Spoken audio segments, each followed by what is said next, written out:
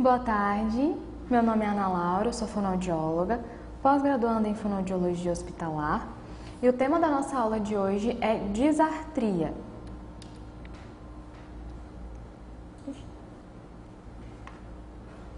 Lembrando sempre que, além de tirar as dúvidas aqui durante a aula, vocês podem ficar à vontade para perguntar, mas a gente tem também as teleconsultorias, então você pode entrar com o seu login e senha e tirar suas dúvidas por lá também. A gente está sempre à disposição para responder vocês.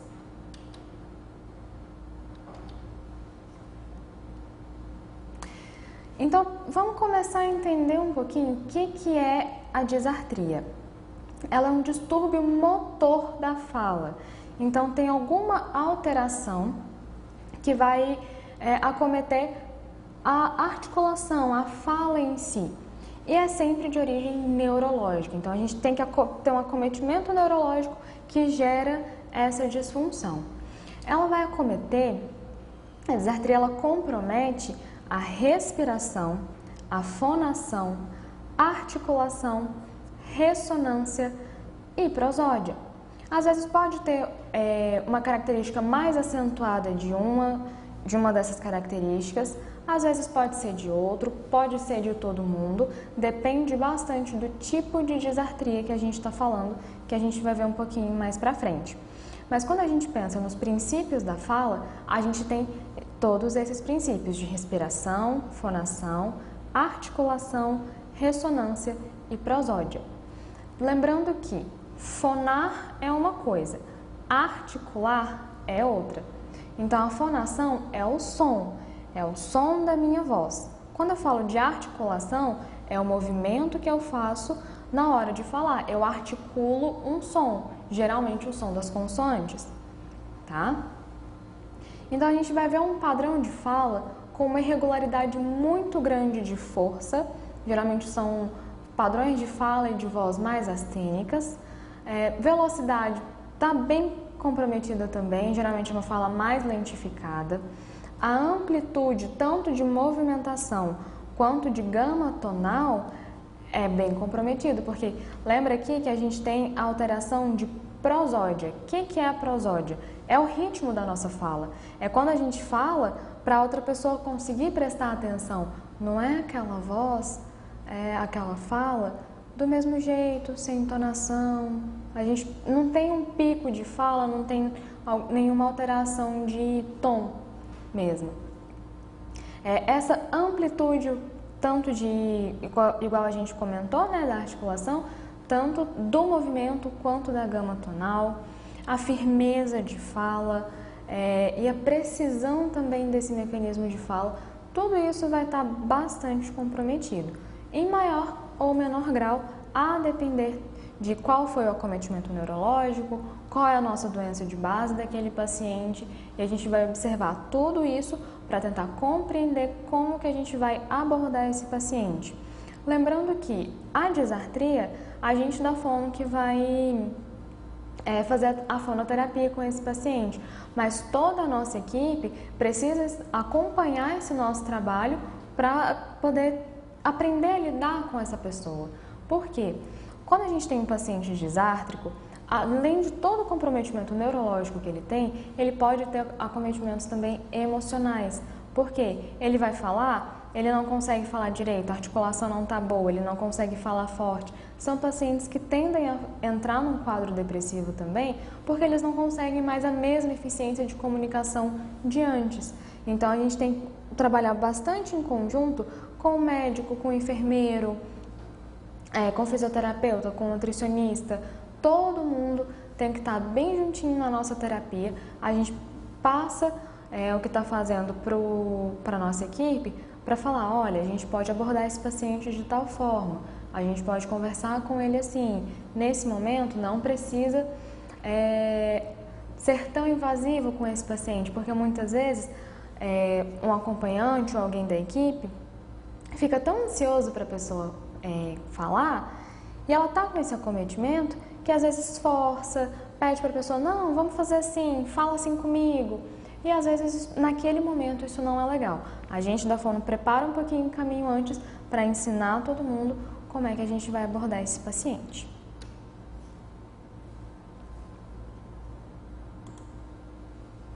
Então, quais são os tipos de disartria que a gente tem? A gente tem um tantinho legal aí. A gente tem a disartria flácida, espástica, hipercinética, hipocinética, atáxica, mista e lesão do neurônio motor superior unilateral. É bem específico mesmo. Então, o que vai determinar a nossa classificação? Primeiro, o local da lesão neurológica, porque lembra que é um distúrbio motor da fala, que de origem neurológica. Então, vai depender do local desse acometimento e do padrão de fala que a gente encontra nesse paciente.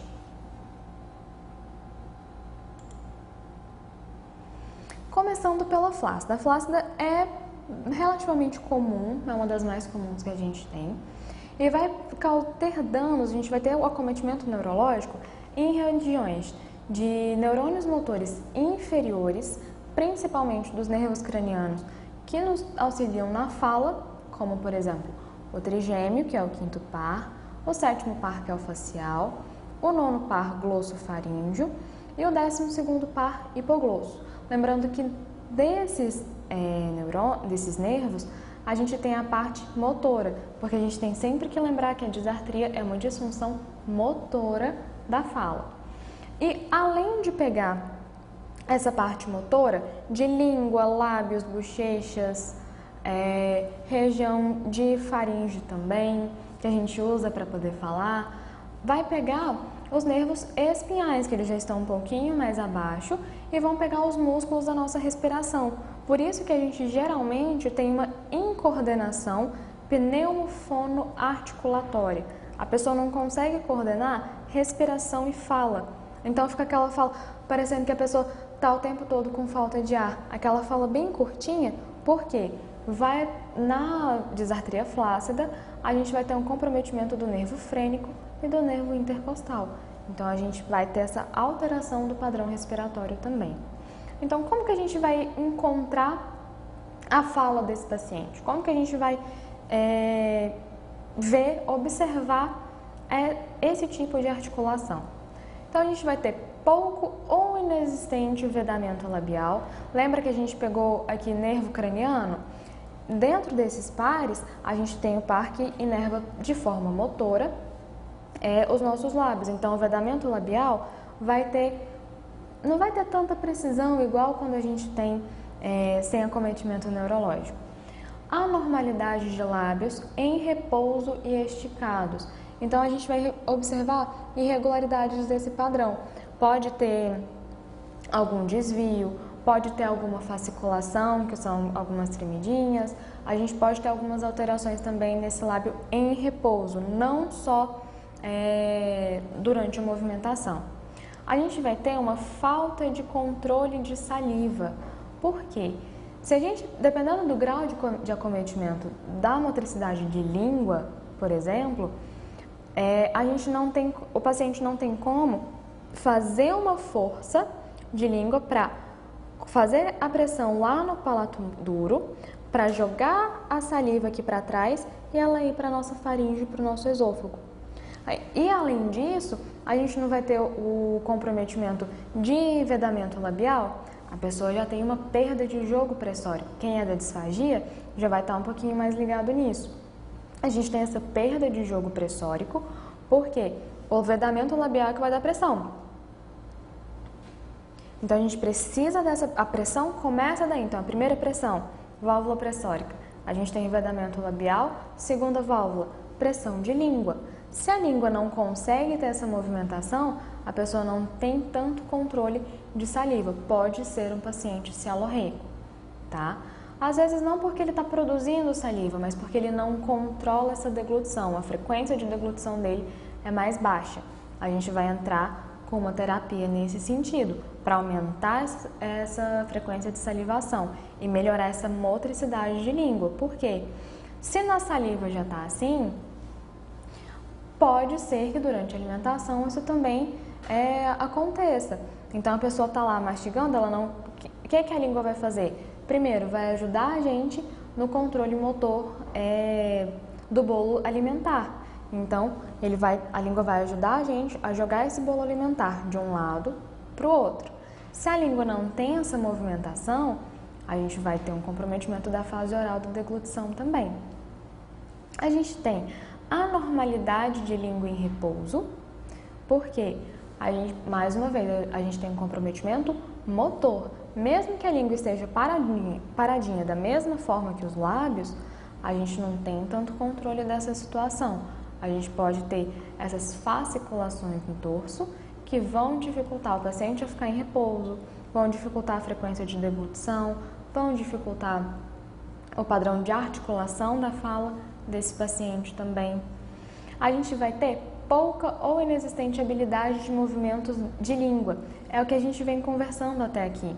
A língua, ela é um instrumento muito importante não só para a nossa fala, porque ela ajuda a gente a articular os fonemas, mas também na hora da gente se alimentar. Então a gente tem que ter um olhar bastante preciso para observar essa debilidade da movimentação de língua, para a gente oferecer para o paciente o melhor treinamento, tá?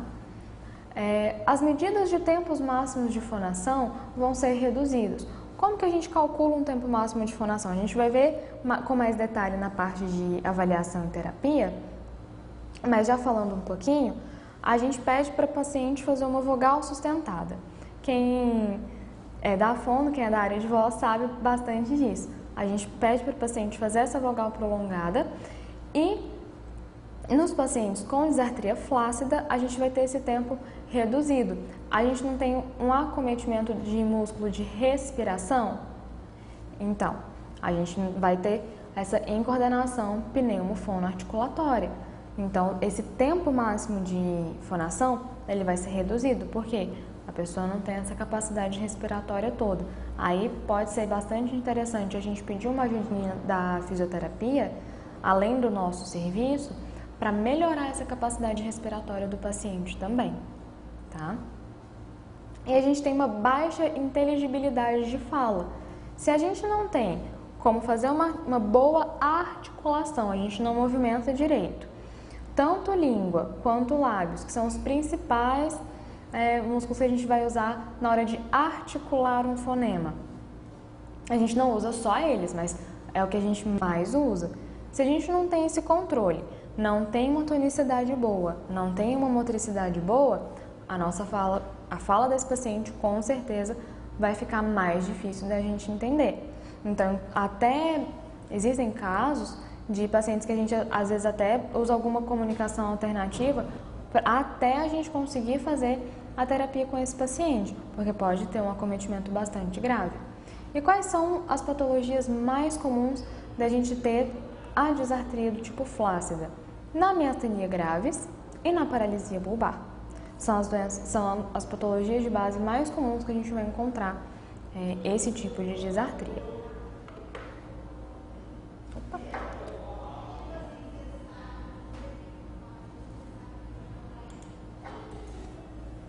Isso. Segundo tipo, a gente já viu a flácida, vamos ver a espástica agora.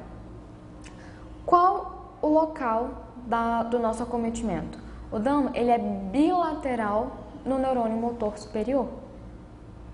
Então, a gente tem lá na região de trato córtico bulbar e córtico espinal, dos dois lados, vai causar uma disartria espástica. Como assim? É só a gente lembrar de uma pessoa com paralisia cerebral do tipo que tem esses espasmos. É mais ou menos isso que acontece também. Vamos pensar assim que vai dar para vocês entenderem. Como que a gente vai encontrar a fala desse paciente? Vai ser uma voz muito anasalada mesmo. As consoantes são bastante imprecisas. Até mesmo as vogais vão ser distorcidas. É uma fala muito ininteligível. É uma fala bastante difícil compreensão. Tá? A voz é estrangulada. A pessoa chega mesmo a fazer um esforço muito grande. Por isso que a gente fala que exige uma força de fala muito grande. Porque esse paciente fica muito astênico. Então vai dando aqueles espasmozinhos, nos músculos e ele não consegue ter essa coordenação muito boa na hora de falar.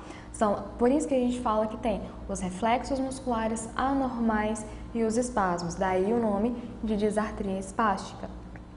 Então, a gente tem que trabalhar desde ressonância para a gente poder melhorar essa voz anasalada. Então, a gente tira esse som nasal e tenta colocar ele o mais oral possível. A gente tem um trabalho bastante bacana de ressonância nesse sentido.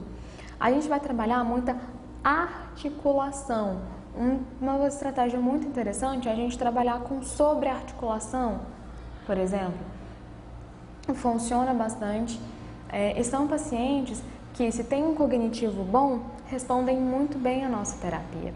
Tanto que, por isso que a gente precisa ver, primeiro, o nível de consciência desse paciente, o cognitivo dele, porque a maior parte dos pacientes são vindos de um traumatismo crânioencefálico. Então, dependendo da região, se for só essa região que acometeu, ou se acometeu outras regiões, às vezes o estado geral do paciente não nos permitirá uma terapia tão eficaz. Tudo é muito bem analisado de acordo com a realidade do nosso paciente. Esse paciente ainda está internado, ele ainda está na UTI, ele já está na enfermaria, está no quarto, ele está em casa, tem quanto tempo de traumatismo, tem quanto tempo que ele está desse jeito, já fez alguma fonoterapia antes. Tudo isso a gente tem que considerar na nossa anamnese, para a gente considerar a melhor possibilidade de terapia de reabilitação para esse paciente.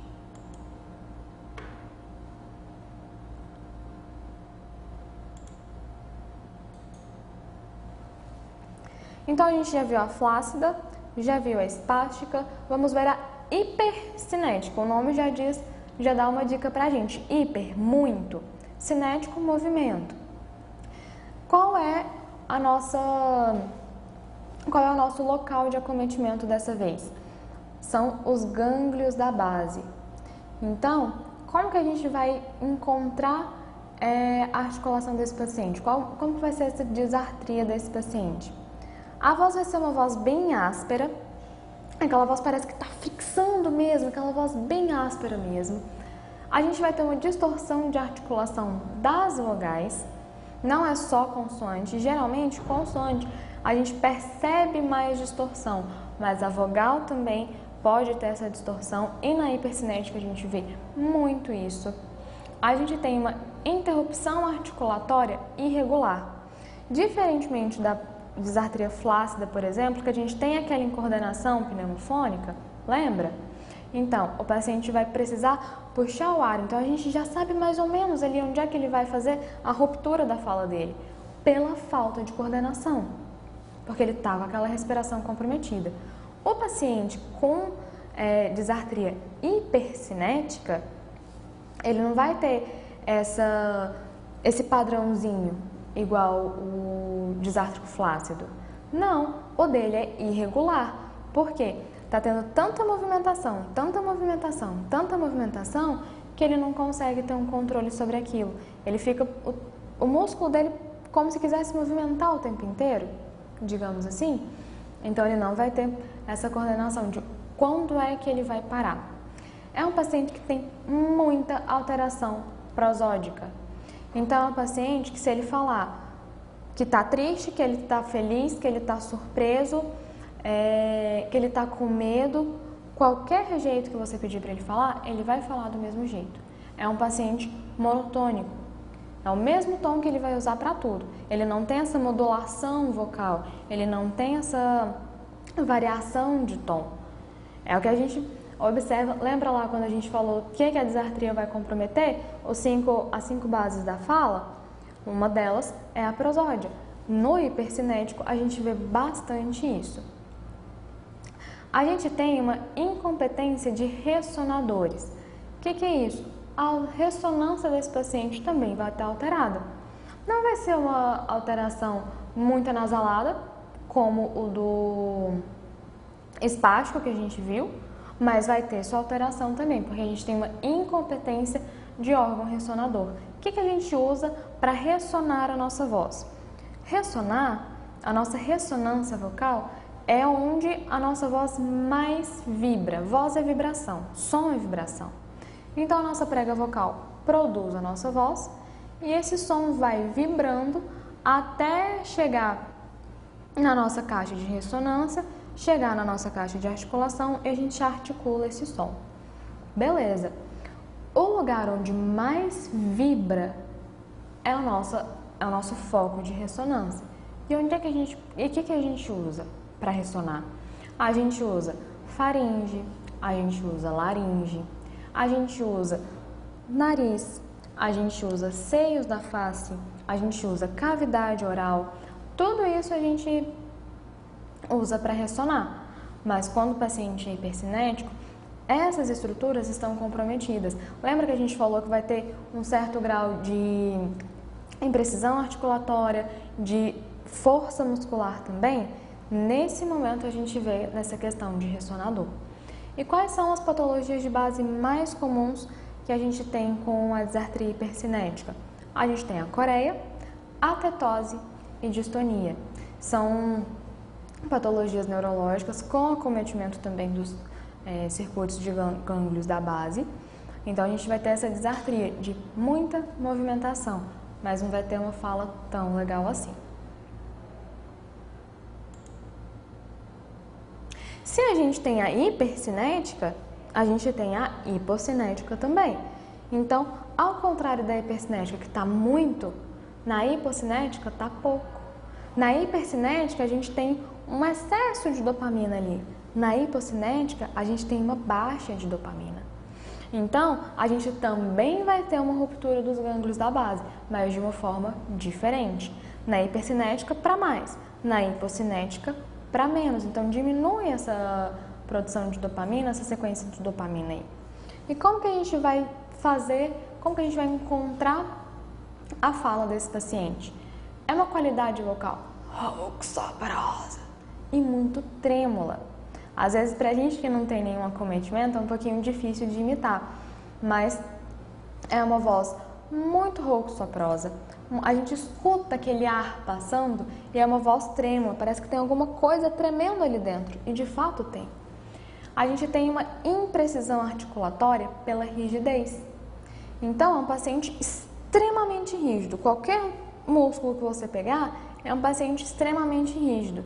Se eu pego, por exemplo, uma liguinha de cabelo, se eu esticar ela, colocar muita tensão, eu não vou conseguir movimentar ela muito bem. Ó, não vou conseguir. Mas se ela está na elasticidade normal, eu consigo movimentar, ó. Até faz um sonzinho. Mas se eu colocar muita tensão, eu não vou conseguir movimentar direito. É o que acontece na hipocinética. Eu tenho muita rigidez. A velocidade de fala é alterada, porque tem tanta rigidez que movimentar aquele músculo é difícil. Então, a gente tende a ter uma fala mais lentificada. A gente tem um tremor essencial de lábios e língua, mesmo que em repouso. Então, de que a gente vai lembrar? Nem todo tremor é uma doença de Parkinson, mas a doença de Parkinson é uma patologia de base muito característica de ter uma disartria hipocinética. E a gente tem também a diminuição da prosódia. Por quê? A gente precisa dessa modulação vocal. Para a gente conseguir fazer essa modulação vocal, a gente precisa de um músculo na sua tonicidade normal. A gente precisa de uma amplitude de movimento para poder fazer essa prosódia, porque eu preciso elevar e abaixar a minha laringe. Eu preciso modificar a minha prega vocal para dar essa prosódia. Então, quando eu falo mais agudo ou quando eu falo mais grave, eu preciso fazer essa modulação. E eu tenho tanta rigidez nessa região que a minha prosódia também fica comprometida. Além do fator neurológico, né? Porque a gente tem ali uma ruptura dos circuitos dos gânglios da base. Então, a gente tem um acometimento também muito importante. Juntou tudo isso, a gente tem uma imprecisão articulatória muito grande. Então, quando a gente fala na disartria hipocinética, logo a gente lembra de um paciente parkinsoniano. E terapias pressóricas funcionam bastante com esse tipo de paciente, porque a gente vai aumentando a capacidade respiratória também, a gente melhora tempo máximo de fonação, a gente melhora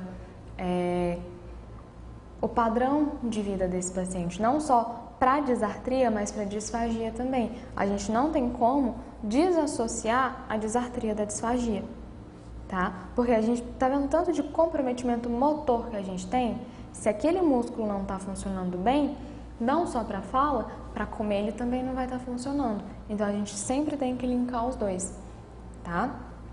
E para quem é mais específico da fono, já devem ter ouvido falar do método Lee-Silverman. É um método que se usa bastante com esse tipo de paciente parkinsoniano e é um tipo de terapia que tem um resultado muito bacana. Então, quem tem conhecimento sobre a estratégia acaba tendo resultados muito bacanas nessa terapia também. Já a nossa disartria atáxica, a gente tem uma ruptura do circuito cerebelar.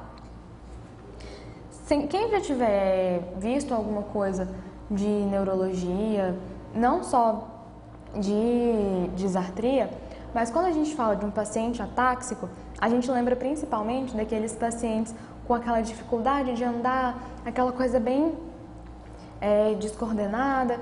É mais ou menos o que vai acontecer. Não é um acometimento do cerebelo? A gente vai ter esse acometimento também na nossa fala. Então, como que a gente vai encontrar a fala desse paciente? É uma qualidade vocal áspera. Lembra daquele outro padrão áspero que a gente falou? Parece que tem que frixar mesmo. No atáxico também acontece isso.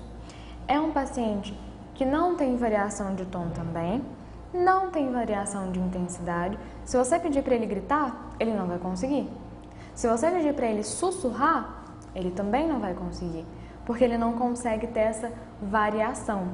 A imprecisão articulatória dele é muito grande, porque, a gente tem uma lentificação de fala. O atáxico, a gente lembra muito da voz de bêbado. É uma disartria muito conhecida, assim, quando a gente fala, a gente logo associa a disartria atáxica. É a voz de bêbado. Então, aquela articulação muito imprecisa, lentificada. A gente vai ter tremor de lábios e língua também. A gente vai ter uma variação prosódica muito pobre. Ele não é um paciente monotom, ele não é um paciente que tem uma mesma intensidade o tempo inteiro. Então, essa articulação dele vai estar muito comprometida, essa variação prosódica dele não vai estar tão legal. Com o tempo, ele pode ter essa variação prosódica boa, vai melhorar essa prosódia dele. Às vezes, é um paciente que ele vai tentar falar, mas como a articulação dele é muito imprecisa, ele começa a tentar forçar a prosódia dele. Então, ele vai variar, vai fazer essa modulação vocal para poder se fazer entender, para fazer a gente entender que ele está falando coisas diferentes. Então, pode acontecer. Quais são as lesões que a gente associa? São associadas a lesões cerebelares ou de vias que conectam o cerebelo ao sistema nervoso central. Qualquer acometimento dessa região pode gerar uma disartria atáxica também. E aí a gente tem a disartria mista. Então, a combinação de 2 ou mais tipos de disartria no mesmo paciente. Então, a gente pode ter uma disartria espástica flácida, como na esclerose lateral amiotrófica. A gente pode ter uma disartria espástica e atáxica, como na esclerose múltipla. A disartria espástica, atáxica e hipocinética na doença de Wilson. Nos pacientes com traumatismo crânioencefálico, a gente pode ter essa disartria mista também. Então, a gente tem que fazer uma avaliação muito minuciosa, muito precisa para fazer esse diagnóstico diferencial. É uma afasia? Tem uma ruptura de linguagem? É uma apraxia de fala? É uma disartria? Então, a gente tem que seguir com bastante atenção para a gente conseguir pegar o pulo do gato e fazer o diagnóstico desse paciente. Por fim, a gente tem a disartria do neurônio motor superior unilateral. Eles advêm de acidentes vasculares cerebrais e, além de todo esse comprometimento que a gente já viu dos 5 padrões de fala, dos 5 padrões essenciais de fala, o paciente vai ter um comprometimento cognitivo comunicativo concomitante, como negligência visoespacial. Você vai mostrar alguma coisa para esse paciente, é como se ele não estivesse vendo de um lado, por exemplo, ou ele vai ver e ele não vai reconhecer. E a gente tem os déficits pragmáticos. O que é isso? Quando a gente pega a linguagem é diferente de fala. Fala é só articulação do som. A linguagem, a gente já tem que usar um significante e um significado para a gente passar uma informação, tá? Então a gente pode ter a linguagem verbal, a linguagem visual, linguagem gestual. A gente tem vários tipos de linguagem. Quando a gente pega na linguagem, um dos componentes dela é a pragmática, ou seja, é quando a gente vai se fazer entender. Por exemplo, eu vou observar se esse paciente ele consegue ter um contato ocular, se ele inicia e mantém uma interação, se ele consegue fazer um pedido de objeto, se ele consegue fazer um pedido de ação, se ele consegue rejeitar, se ele faz uma troca de turno. Tudo isso envolve a pragmática, o momento ali da nossa comunicação. Geralmente, o paciente com comprometimento do neurônio motor superior unilateral, ele tem uma dificuldade de pragmática. Então, conversar com ele é um pouquinho mais complicado, porque além de toda a imprecisão articulatória que a gente tem, porque a disartria é um acometimento motor, a gente tem associado esse cognitivo comunicativo. E a gente pode ter esse déficit pragmático muito importante. Então, aí entram várias terapias juntas no mesmo paciente. A gente tem que tentar montar a melhor terapia possível para ele. Como que a gente vai fazer essa avaliação e a terapia? A terapia eu já acabei falando um pouquinho, né, no meio do caminho, mas a gente tem que prestar bastante atenção na avaliação. Ana, tem um protocolo para disartria? Não. Mas o que a gente pode seguir? Se a gente sabe que a disartria é uma disfunção motora da fala, então a gente vai pegar os padrões de fala para a gente analisar. E aí, esses padrões de fala, a gente tem um rumo, a gente tem um norte aí para seguir, né? Então, como que a gente vai avaliar a respiração desse paciente? Através do tempo máximo de fonação. Então, como que a gente preconiza essa avaliação da respiração? A gente pede para o paciente inspirar e vai soltar fazendo a vogal sustentada. Geralmente, a gente faz A, I, U. Fazemos a média dos 3 e a gente tem o tempo máximo de fonação. A gente faz também, para avaliar a respiração, a relação SZ. Então, a gente pede para o paciente inspirar e soltar, fazendo S, e depois fazendo Z. Por quê? A gente vai ver como que está funcionando, principalmente a nossa prega vocal. Por quê? Lembra quando a gente fala que a gente vai ter uma qualidade vocal rouco-soprosa, uma qualidade vocal áspera? É nesse momento que a gente vai ver bastante. A vogal sustentada vai dar bastante material para a gente ver isso. E essa relação SZ, o que ela indica para a gente? Quando a gente faz só o S, se a gente coloca a mão aqui na nossa garganta, na altura da laringe, a gente vê que não tem vibração nenhuma. Então, é só a quantidade de ar que está passando ali. É um ar que a gente está articulando aqui na boca. Se eu já faço Z, a gente vê que vibra a nossa prega vocal. Então, eu vejo como que está a passagem de ar no S e como que está a vibração da prega vocal no Z. E eu tenho que ver essa relação que o ideal é que seja a mesma quantidade de ar para a mesma quantidade de vibração. Mas, se tiver entre 0,9 e 1,3, ainda é aceitável, mas a gente preconiza estar no 1. Então, a gente vai ver, principalmente nas disartrias que a gente tem uma qualidade vocal rouco, soprosa, a gente vai perceber bastante alteração nessa relação SZ. Porque se eu tenho uma voz soprosa, está passando muito ar, a tendência do S ser maior. Se eu tenho uma voz estrangulada, lembra da disartria da voz estrangulada? O Z geralmente vai estar maior, porque está contraindo demais aquela musculatura. Então, a gente faz essa análise da respiração. A fonação. Fonar é fazer o som, né? Então, a gente vai ver a qualidade vocal, a gente já começou a ver na respiração, na vogal sustentada, mas aí na prova de fonação, a gente vai ver essa qualidade vocal com mais detalhe, a frequência e intensidade desse som. Então, quem tem algum programa de análise acústica, nesse momento é muito interessante usar, porque a gente vê certinho qual a frequência que o paciente está usando, se é uma voz hiperaguda, se é uma voz monotônica, se é uma voz muito grave, a intensidade. Lembra que a gente tem na hipocinética, por exemplo, uma voz mais astênica, não é? Lembra que é do paciente com Alzheimer? Então, com Parkinson, perdão? Então, é uma voz mais fraquinha, uma voz mais astênica. Essa intensidade vocal não vai estar muito alta.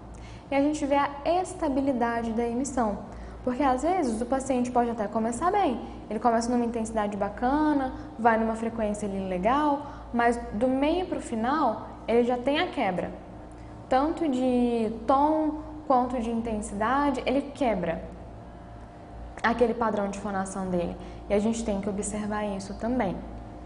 A ressonância, a gente vai ver principalmente mobilidade velofaríngea, o famoso para a gente ver como que está movimentando esse velofaríngeo, que é aquele sininho lá atrás da garganta que a gente vê. A gente vê também a impressão acústica, é uma avaliação muito acústica mesmo que a gente tem da fala. E aí a gente entra na articulação. Lembram que tem diferença de fonação para articulação?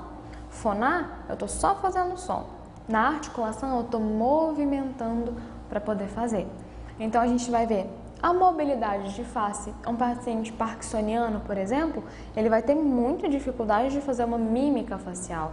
Avaliar essa mímica facial é muito importante para a gente na hora de avaliar tanto a disartria quanto o cognitivo desse paciente também. E a inteligibilidade durante a fala.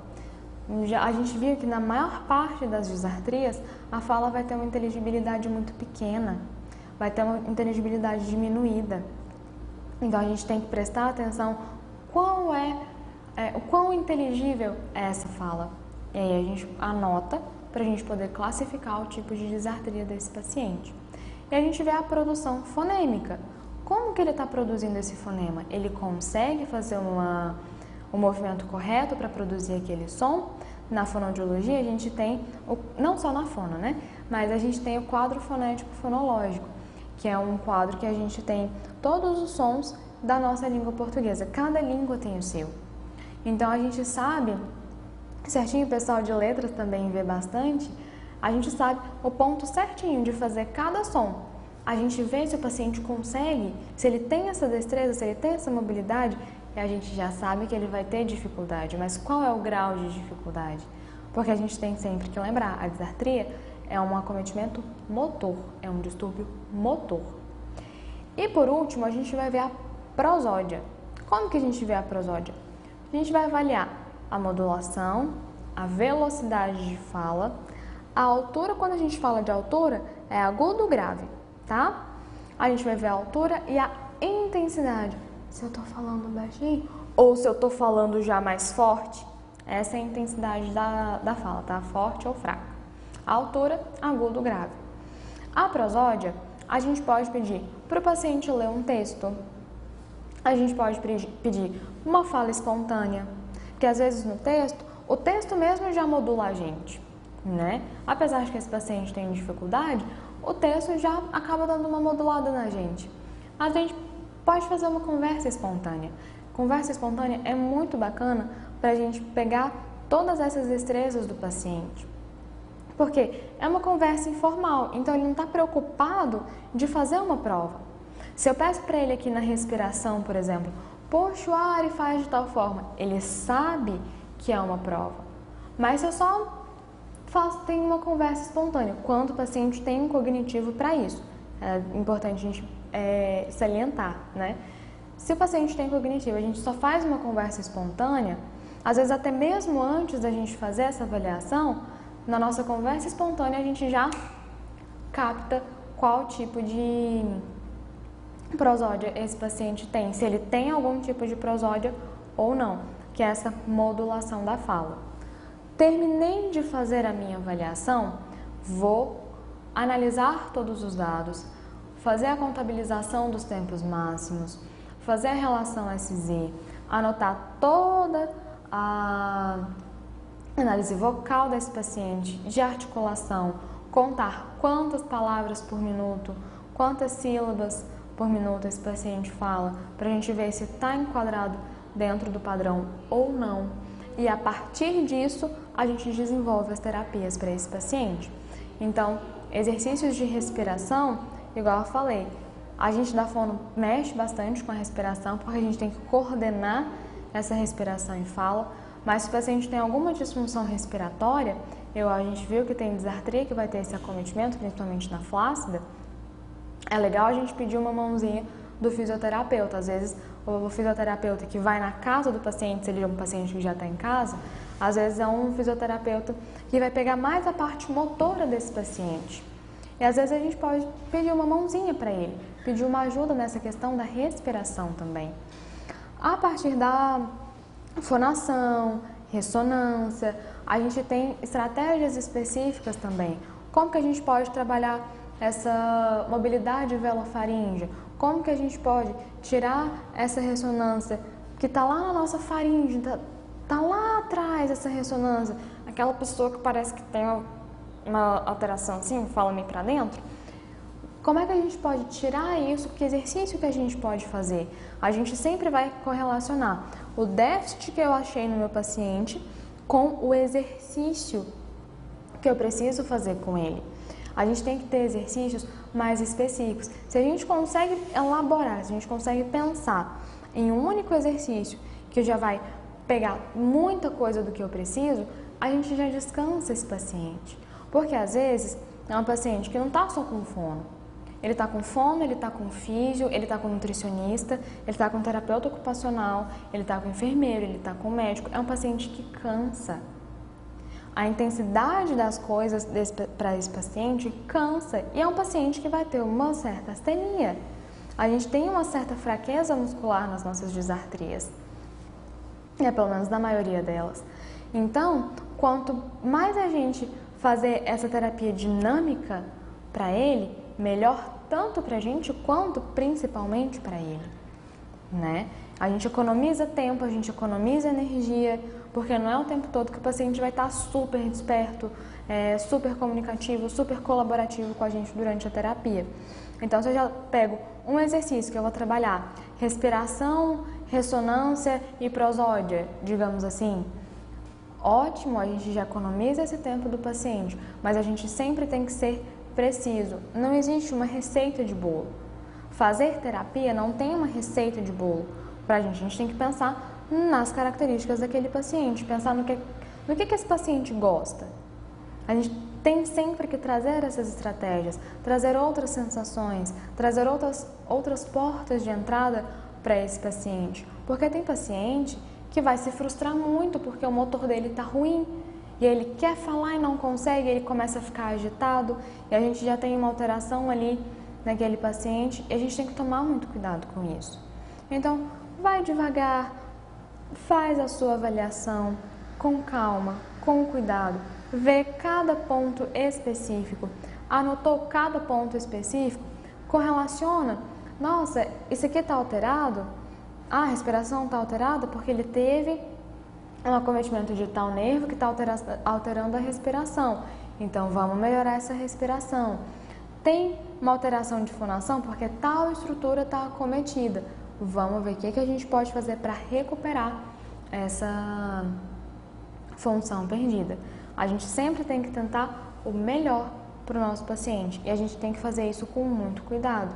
Não é uma terapia rápida, não é uma terapia que a gente pode fazer de qualquer jeito, digamos assim. Nenhuma terapia é, né? Então, a gente fica bastante ligado que a gente consegue bons resultados com esses pacientes. Então, esse era o nosso tema de hoje. Se tiver alguma dúvida, podem mandar por aqui ou então pela nossa teleconsultoria também. Qualquer dúvida, podem me procurar pelo Instagram, pelo e-mail. Eu estou à disposição. E vamos lembrar sempre, gente, a gente tem também as nossas teleconsultorias. Manda sua dúvida lá que a gente responde para você.